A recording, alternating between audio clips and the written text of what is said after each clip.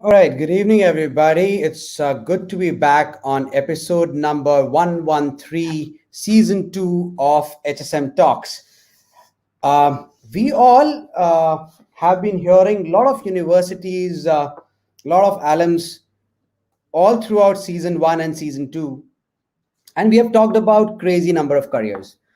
Uh, COVID-19 has taught us that it is so important that we should have enough number of doctors and medical professionals, and possibly for the first time in the history we realize that it definitely pays both emotionally, ethically, and commercially to be into the field of medicine. And lakhs and lakhs of students in India appear for various medical entrances. Some of them are able to realize their dreams, some of them are left behind. And then they go for one more attempt, another attempt, and another attempt, and it just doesn't work out. It's not because these students are not good, it is simply because the competition kills the aspirations. At this juncture, we often wonder, what if there was a possibility to become a qualified medical professional? What if I could go abroad and do my medicine, which is recognized in the world? What if I get to practice in one of the most developed countries in the world, in this case, United States of America? And often we start Googling and we get scared because the moment we Google about how to become a doctor in US, it gives us a good 10, 12 years of journey, and we are often left with our aspirations just deeply buried inside our heart. Now, if your child is a doctor by heart, then why should he or she be left behind just because he or she could not beat the competition even while the kid was good? And that made me wonder, what if there is a university which could possibly make my life, make my journey easy, can place me in the best of the hospitals in the world and make me a qualified medical professional, and I get to work and practice in a country like US. And all of us know how lucrative becoming a doctor in US could be. While I was researching, I realized that there is one such university which has realized dreams for thousands and thousands of students year after year. And I happened to dial their number. I happened to understand more about them. And it was simply wow. I even got fascinated by the fact, the kind of campus that they have. It seemed as if it's not a medical college, but a resort, and that too a beautiful one. And that made me wonder that since it's almost about time that we should figure out alternative options to studying medicine other than India, why don't I invite this university to talk to you? But while I was thinking about inviting this university on HSM Talks, it also came to my mind, what if we get to hear the alum, a practicing doctor who passed out of this university and now working possibly in some of the best hospitals in the world? Is it possible to bring them? And today, it is my pleasure and privilege first to introduce Dr. Ninad M. Desai. He is a chief resident in one of the hospitals in New York, passed out of St. George University, Grenada. And it is also a pleasure to invite a very dear friend, Priyanka Mishra, Regional Manager School Outreach with St. George University, a university that you must consider if you are looking at your child study medicine and practice medicine in US. Welcome to both of you. Ninad, good morning to you. Priyanka, good evening to you. I understand that you're very sleepy. You had a late night shift. How was it? Overnight shift was extremely exhausting, but I made this commitment and I believe in the alternative route to practicing medicine from St. George's. So I had to get on here and talk about it. Super. Ninad, I would want you to introduce yourself um, to the audience, and please understand that there are hundreds of parents and students and aspiring medical professionals listening to you. So, if we can have your journey, quick snapshot, where did you start from? When did you start? And how did you go all the way to becoming a chief resident in a New York hospital?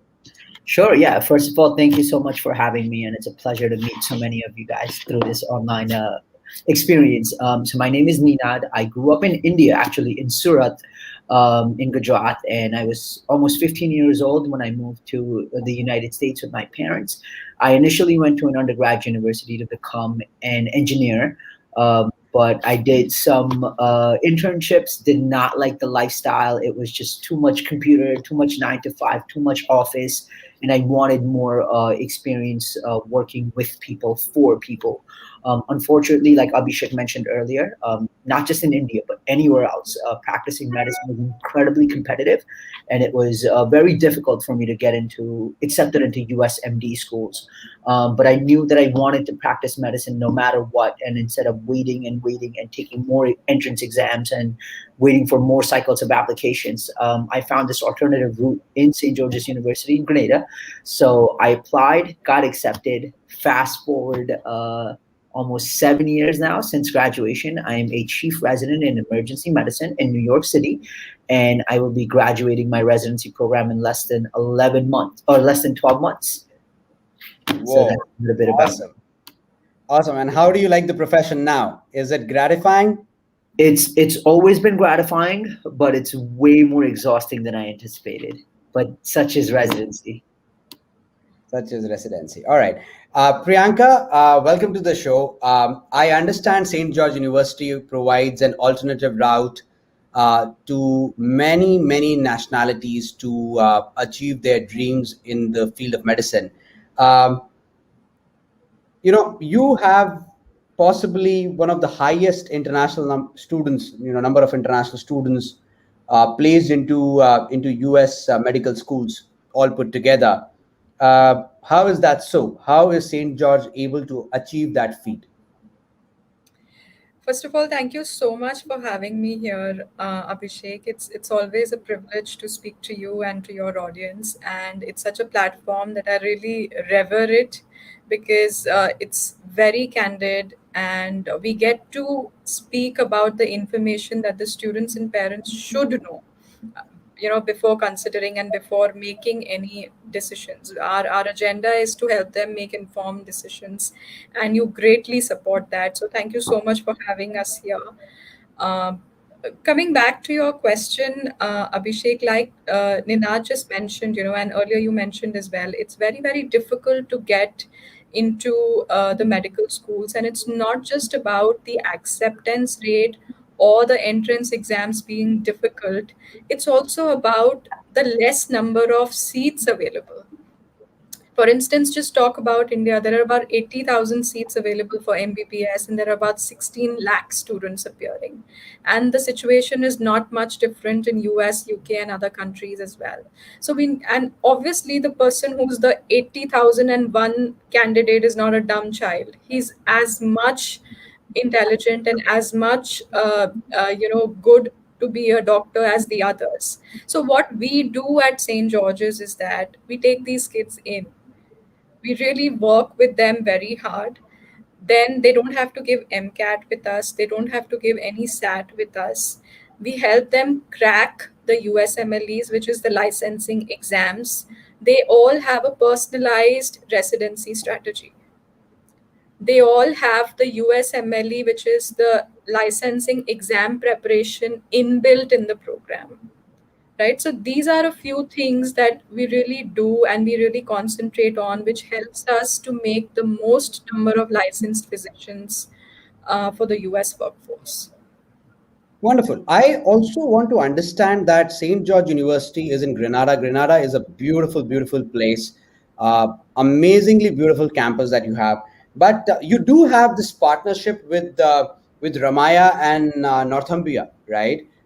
Could you just tell me a little bit more about it before we could go to Ninad and ask him some questions about his personal experience at SGU? Definitely. So the reason that we have so many places is to make the program global, Abhishek. And medicine is one such thing that has to be studied and taught globally. Like, your patient can be from anywhere, any part of the world, having any kind of disease, right? So what we've done is to give you a global experience at both levels, that is the teaching level as well as the hospital experience, which is the internship or the rotation. We have two universities which are working for us, which are working with us. One is Northumbria University in Newcastle, so you can start the program there as well, and the Ramaya Medical College, Bangalore, India, where you can again start the first year of the program, apart from our flagship campus in Grenada, West Indies. And just adding on to that, for your internships, St. George's boasts of a network of 80 plus clinical hospitals across US and UK. So again, you're off to that exposure in any of the cities. And mind you, all the students, you have the opportunity to choose these places. It's not that we will tell you that we are putting you in Ramaya or we are putting you in Northumbria or you go to X hospital for a rotation. You have to choose and tell us, I want to go here, and we facilitate that. Super. Ninad, coming back to you, I'll prefer to call you Ninad instead of Dr. Ninad, so you pardon me on that I front. think I prefer that anyway. All right, super. So Ninad, help me understand, what has been your student experience at SGU? Which campus did you start from? How has been the experience so far as a student? Sure, thank you. So I actually studied in Grenada for the first 2 years, my basic sciences, and then I did my clinical rotations in the US. I wanted to start in Northumbria, but because of my financial situation and the way that I financed my education and the laws in the US at that time, I could not do my basic sciences studies in Northumbria and then do clinical rotations at certain preferred sites in New Jersey in the States. So that law is no longer there, but that has changed since. But I went to Grenada. I was in Grenada for 2 years, and like you said, it's a gorgeous, gorgeous, gorgeous island. It's a resort, and most importantly, it's so far away from my family and friends, right? And so, while that sounds scary at one time, it's actually a blessing in disguise because you're surrounded by like-minded individuals who are all there to pursue this singular goal of becoming a doctor and helping other people.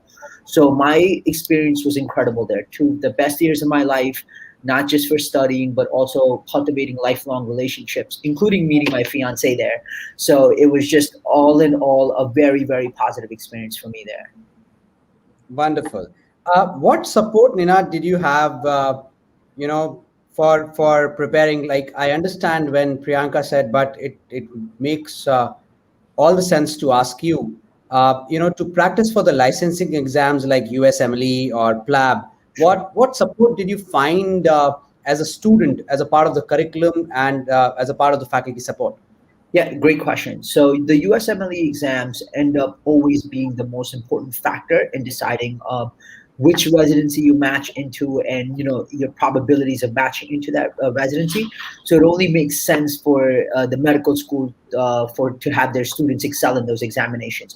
So apart from the inbuilt support systems, such as how the lectures are or the lecture objectives are obtained from the USMLE's website or the NBME's website. So the NBME is the National Board of Medical Examiners that write the USMLE exam. So getting their objectives from their website and from their published articles. On top of that, all of our practice exams, the assignments that we get, the group study tasks that we have are all kind of modeled after the USMLE exam, so that from day one, when you're doing practice exams or taking exams in school, you're preparing for USMLE because the question stems are written like the USMLE, the timing is like the USMLE, the software for the ones that you take the exams for school on your computer are like the USMLE. So you're just being prepared for USMLE from day one. In addition to that, there's also other things called DES, which is the Department of Educational Services, which is made up of these professionals who teach people how to study. And some people are very good at learning by just reading a textbook. I'm not one of them. I need repetition and writing things down on a whiteboard or flashcards and so on and so forth. And so DES will help you understand that. DES also creates these group study sessions that are facilitated by my peers. So for example, let's say I'm a second year student and let's say you are a first year student and you're taking a class in anatomy or biochemistry. And if I got at least a B plus or an A minus in that course, I get the privilege and option to teach and tutor that class and that course. So you have that support from your peers, and you can not only learn from your professors and textbooks and YouTube videos, but also your peers who have done very well on these exams and these courses. So those are just some of the support systems that are built into preparing for the USMLE. Super. Before we go further, and Priyanka, I really want to understand, uh, you know, amazing campus, like Ninad said, amazing support in terms of cracking the licensing exams. Uh, and he did touch upon, because as an international student, you could have that worry that Grenada is way too far, and that could become a cause of concern. But it's a safe place to study, beautiful campus, rather a blessing in disguise for really passionate budding medical professionals to be connected with the peers in the cohort, okay, and learn along with it. Beautifully put in by Ninad. But Ninad, I want to ask you a question, and then Priyanka, I would want to come to you that why, according to you, somebody should actually prefer St. George's University in Grenada over the typical US UK route, right? So that's a question I really want you to touch upon. Ninad, as an IMG, can SGU international students uh, really make it to that coveted residency positions, maybe in surgery or otherwise? Sure, yeah, absolutely. So I'm an emergency medicine resident, and emergency medicine is extremely competitive. And I made it into emergency medicine, and I didn't think I would, right? Because I was scared. I'm an IMG, and I might not go so far. But you matching into a residency is dependent on many, many factors. Most of them are dependent on you as the applicant. So your passion for the field itself, whether you've done research or volunteered or just shown interest through extracurricular clubs like student organizations, like philanthropy, like volunteering. In addition to that, it's your USMLE scores. So to get into any competitive field in any kind of workforce or workplace, like whether it's finance or law or whatever, you have to have the grades. And so SGU prepares you for USMLE exams, and they definitely prepared me. I was not the best test taker in the world, but since coming to SGU, I learned how to properly study for these standardized licensing exams, and I performed admirably well on those. So I got into very competitive a specialty like emergency medicine. So is it a more difficult route? Sure, but like any uncharted waters, you have to be willing to put in the work and kind of sustain the course regardless of the unknowns if you really want something. True that. Ladies and gentlemen, boys and girls, it is very important to understand that if you choose to become a doctor, you have to prepare yourself mentally to put in the long working hours. Like Ninad was working overnight, he had an overnight shift, and then still managed to fulfill your personal commitments, still managed to fulfill your social commitments, like Ninad is doing right now for his alma mater. Um, but what is more important is to understand that if you are focused, then possibly St. George University is one of the best routes available, one of the best alternate approaches available for you to become and practice medicine in US. Coming to you, Priyanka, why do you think SGU over the typical US UK route? I have loads of answers to this, but I'll keep it short for you. Okay. So I think the concept itself of this pathway, Abhishek, is to get away with the hiccups that you have in the normal routes. The first one being the length of the program. So the duration at St. George's is just 5 years before you can get into a residency, which is by far the shortest. So the time is reduced. The second important thing is, because the time is reduced, the cost is reduced as well, right? Which is the most important factor when students are considering medicine abroad. The third and a very unique thing about St. George's is that it helps you keep the option of both UK medicine and US medicine open while you are in the program, right? So when you get into St. George's University, you can still prepare for USMLE and you can prepare for PLAB as well. Whereas, let's say if you get into a UK mainland university, then you're looking at lab and practicing only in the UK, then you forget about US and vice versa. But this is extremely unique about St. George's that we prepare you for both, and my students go and practice in both, not just these two countries, but over 50 plus countries across the globe, right? Another important thing at St. George's, like I mentioned earlier, also, it's a very global program, Abhishek. So, not only at the time of teaching, we have different campuses and different medical system exposure for the student, but also internship. Also, the last 2 years of internship, the student doesn't has to stay at one place. They can skip and hop between hospitals in the same city, in the same country, and do 1 year of internship in UK and 1 year in US. That gives their application for residency a lot of weightage, and I'm sure Ninad would agree to that, right? Right. Uh, I also want to understand that while, I completely appreciate that it is possibly the shortest route to get into a medical school, to practice medicine in US. And it is definitely keeping both your options open, either for PLAB or USMLE. So you have both the countries open almost till the last minute.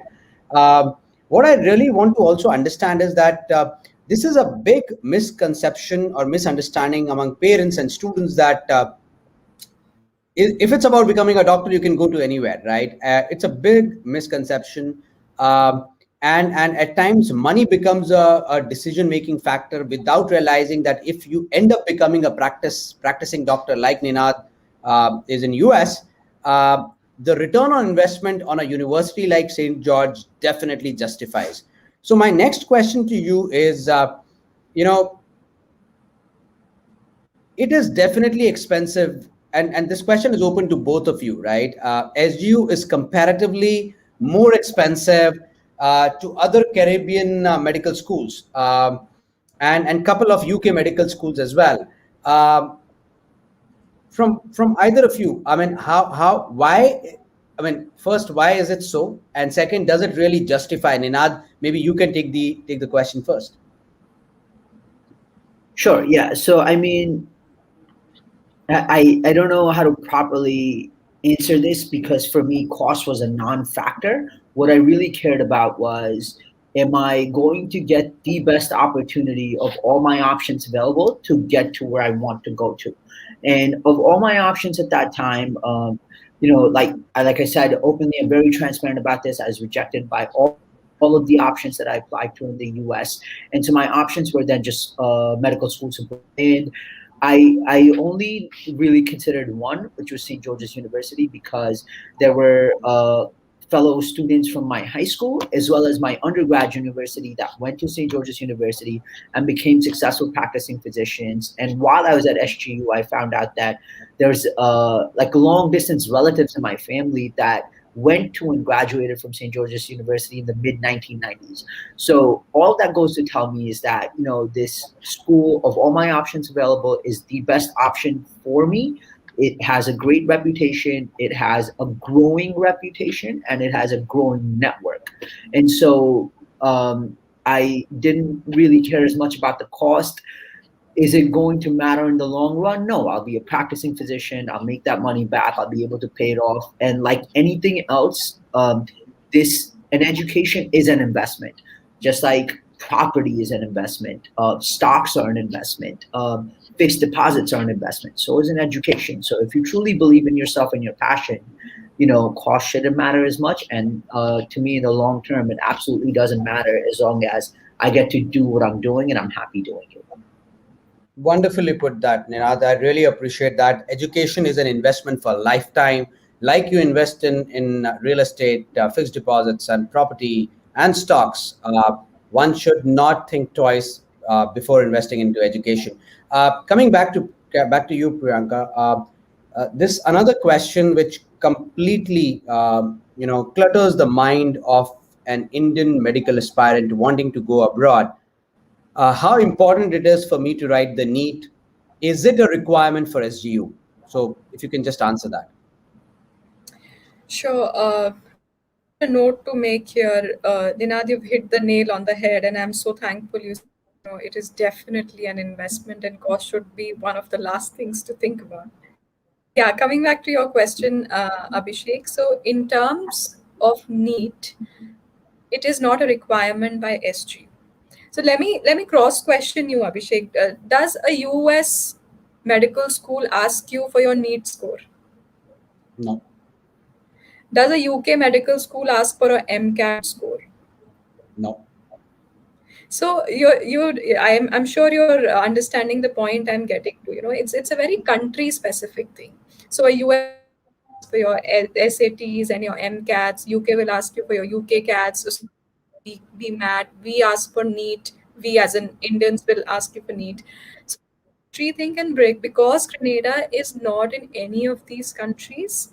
While at the same time we are giving you a lot of access and exposure in all these countries, we don't require any of these exams. Our eligibility criteria is pretty straightforward and is totally academic based, and we also do a non-academic interview.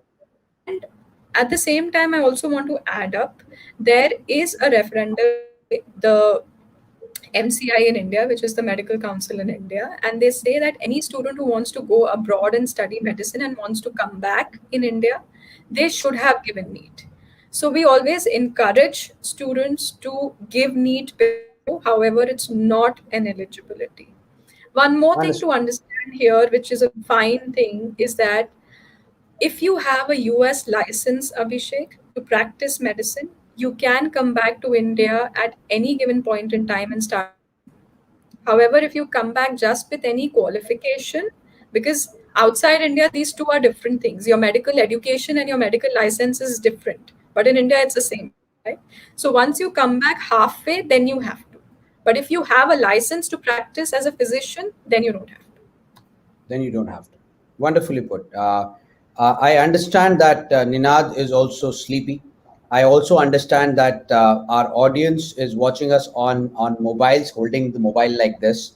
So I have to keep it short and crisp. So my last question, Ninad, to you before I ask a couple of more to Priyanka.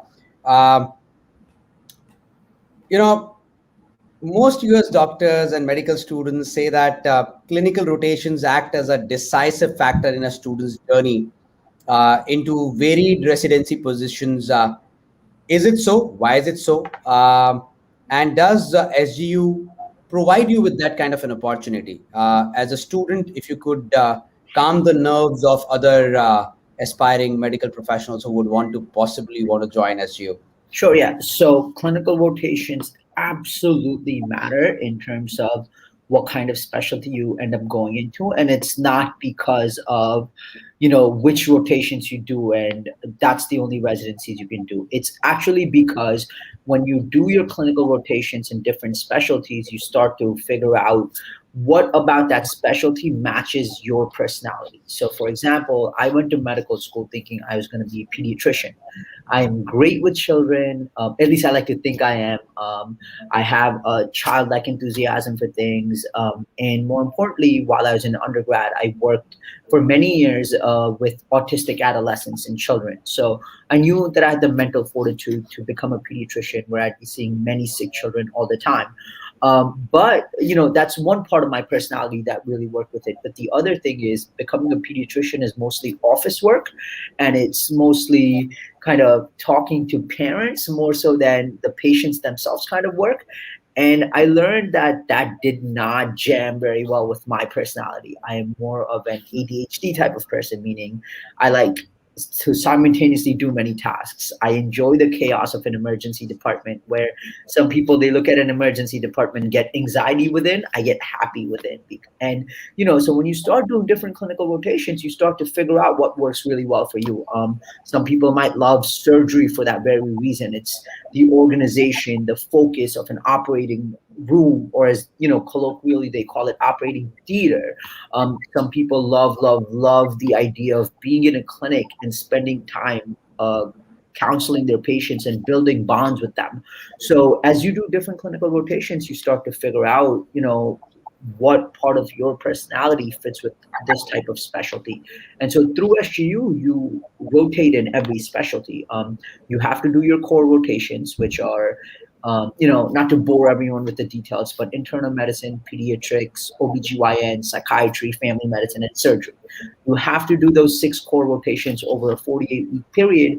And after that, you get to do electives in specialties that you want more exposure to. So that whether that's cardiology or specialized type of surgery or anesthesiology or emergency medicine or any number radiology or any number of things. And so the more exposure that you get, and SG will certainly get you exposure to all of those, the more you'll figure out what you want to practice, and that way you can build network and get to meet people in the field and further your career into that field. So for sure it's very, very important to do clinical rotations in different specialties, and for sure SG will give you opportunities to get exposure to those fields and specialties. Wonderful. Ladies and gentlemen, boys and girls, that's Dr. Ninad M. Desai, Chief Resident, Doctor, Alumni of St. George's University, now practicing in a New York hospital. And how wonderfully put. I never knew that clinical rotations can make you even find your own calling, and calling to understand which department you want to work for, how you can understand your own personality, how you can understand what clicks for you, what works for you, whether you want to be a physician or whether you want to be a surgeon or a pediatrician. It just provides you that opportunity to understand, because medicine is a vast field with so many specializations, and what better than finding St. George University, a place which takes you through these clinical rotations to identify what is a candidate's real calling. Thank you, Ninad. Priyanka, last two questions to you. Quick answers that I would expect from you. A typical difference between MBBS in India and UK versus the 5-year MD program in SGU. All right, what's the difference? This is awesome question, Abhishek, and I'm so glad you asked it. So we need to understand that these are two different medical education systems. So when we do an MBBS in India followed by an MD, which is both a master's and a specialization, this system is something that we've inherited from the Britishers for obvious reasons, and UK follows somewhat on the same lines. But the North American medical education system is very different, where after the high school, the child has to do a 4 year of undergrad. It can be a pre med or an undergrad with biology, chemistry, pure sciences. Then they go on to do an MCAT, which gets them into an MD graduation. Now, we need to understand that MD is the first medical degree that you study in the US. However, it's a master's, it's not a specialization. You then, after the MD, go on to do a residency, which is your specialization.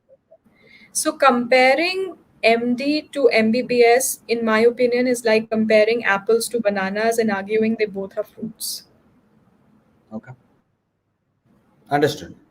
Well understood. So, what I also would want to understand is, and this is now taking a stem from what Ninad said, that he couldn't go to Northumbria because uh, finance could have been one reason, right? And what if at times you have enough, but you still need that extra push, or maybe an extra incentive to make that decision, and that more often than not for international students comes in the form of scholarships. What are the kind of scholarships we are looking at St. George's University Grenada to offer? We've got excellent need-based scholarships, Abhishek. So students who are very, very positive about St. George's and looking forward to make applications, along with the application, they fill in the confidential financial declaration, which is obviously filled in by the parents. And after the assessment and review of that form, which is the financial stature of the student's family, we award very generous scholarships, especially to international students. Super, super. Thank you to both of you, ladies and gentlemen, boys and girls. I really want to make this candid acceptance that uh, it's it's understandable that you are pushing your child through the limit for cracking that need. It is your decision, but like Priyanka said, 80,000 seats, 16 lakh applicants. It does not mean that 80,001th student is bad. possibly that student carries same, if not more, passion to become a good doctor and serve the society. And it is your duty, it is my duty as parents to allow them and to allow them to explore opportunities of becoming a practicing doctor outside if it is not being possible, where they are residing. And St. George University is possibly one of the best possible routes you can explore to become a doctor, and that to a practicing doctor in US. Thank you, Priyanka Mishra, Regional Manager, School Outreach with St. George's University. Thank you, Dr. Ninadam Desai, Chief Resident Doctor and alumni of St. George University. I can't thank you enough because this video now on YouTube will now be circulated among thousands of people who follow us. And I definitely look forward to host both of you on our Instagram handle as well, because that's one handle which generally Instagram is far more active than Facebook. It gives you real time feedback whether students are liking what you're saying or not. But let me tell you, Ninad, it is pleasure listening to you. I really loved your perspectives. Never in my life I would have thought that rotations can actually make you understand about your calling in life as well. And it's so beautifully put. Never in my life I would have imagined that staying away from family can be a boon in disguise as well. Never in my life I would have understood that if you are passionate to become a doctor, rest everything else just becomes a transactional item as long as you're clear of where you want to be. I really am proud of you, Ninad, that you had your calling. You are there where you wanted to be. Ladies and gentlemen, boys and girls, Dr. Ninad and Desai, an Indian by origin, now settled in US. We are so proud of you. Thank you for all the good work you must have done during these tough times. Each one of you, wherever you are, whether US or India, deserve a lot of compliments and our gratitude for serving the society, because the times that we are going through, none of us ever thought will ever come. And thank you so very much for that. Thank you, Priyanka. All right, ladies and gentlemen, that was Priyanka Mishra and Dr. Ninadam Desai from St. George's University. And wow, what a wonderful conversation it was. I look forward to talk to you again on the next edition of HSM Talks. Until that Thank time, even if you are vaccinated, please maintain social distancing. Please wear your face masks. Please sanitize your hands properly, because the only way you can save the world is by saving yourself. Your parting comments, Priyanka and Ninad. Ninad, you go. Sure. No, I just want to say thank you so much for having me. It was a pleasure being here. There's nothing more I can do than to, just share my passion and my perspective with people, because I truly believe that the reason why I am where I am is because I'm willing to work hard. But I also believe wholeheartedly that there's far smarter people than me that are out there that just don't know about that specific opportunity or that specific, that moment that can make it for them and help the rest of us. So if there's anything else I can do, please, share my email or whatever, and I'm more than happy to talk to people and help them out as best as I can. How wonderful. Thank you so much, Ninad. Priyanka, your parting comments, please. The only thing that I want to tell the audience today is that please try to take an informed decision, boys and girls. It's very, I mean, we do good and bad decisions, right and wrong decisions, everything with everything every day. But then it's very important to explore opportunities so that you're able to take an informed one. The worst thing that can happen to anybody was that, okay, I did get an email, I saw somebody saying something, but I did not explore it. And had I done that, things would have been different. So please go back, explore the opportunity, and then take an informed decision. Super. Thank you so very much, both of you. Ladies and gentlemen, boys and girls, my last and final announcement for the day. Registrations are open for India's most selective high school student internship in psychology and mental health. Just log on to the Instagram handle of High School Moms, and the link is there in the bio. 1,200 plus students have already applied from 120 plus schools. High School Moms is trying to bring every possible opportunity which high school students in the interiors or the tier 1 or tier 2 or tier 3 cities are not able to get. And we are trying to make information and opportunity democratized, digitized, and decentralized so that every single individual in this country is able to explore his or her aspirations through the opportunities which were never available and now are available because of the help of technology and because of high school moms. Until next time, take care. Good night. Thank you. Thank you so much.